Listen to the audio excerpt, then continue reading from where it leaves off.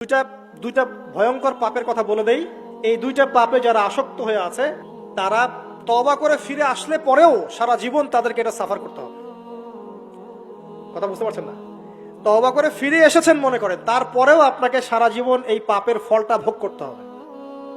এক, মাদক দ্রব্য দীর্ঘদিন সেবন করেছেন, তওবা করেছেন, ফিরে এসেছেন, আল্লাহ হয়তো মাফ করে দিয়েছেন, আল্লাহ পাক মাফ করে দিয়েছেন, বাট আপনি আপনার দেহের যে ক্ষতিটা করে ফেলেছেন এটা পোষাতে পারবেন না। এক নাম্বার। দুই, তখন আপনি যদি বিয়ে করেন আপনি স্ত্রীকে সন্তুষ্ট করতে পারবেন না। হ্যাঁ। দুই নাম্বার হচ্ছে এই যে গোপনে যুবকরা যে পাপটা করে, মাস্টারবেশন, যেটাকে আমরা বলি হস্তমৈথুন, এই পাপ যেসব যুবকরা করছে বা করে, এবং অ্যাভেলেবেল এই পাপটা সবাই করে, কারণ এখন পর্নের যুগ, পর্ন দেখলে তো আর কোনো উপায় নাই, তখন তো এই পথেই যেতে হচ্ছে, নিজের উপরে নিজেকে জুলুম করতে হচ্ছে। যারা হস্তমৈথুন অভ্যস্ত হয়ে গেছে এরা যদি তওবা করে ফিরেও আসে, শরীরের যে ক্ষতিটা হয়েছে এটা পূরণ হবে না কখনো।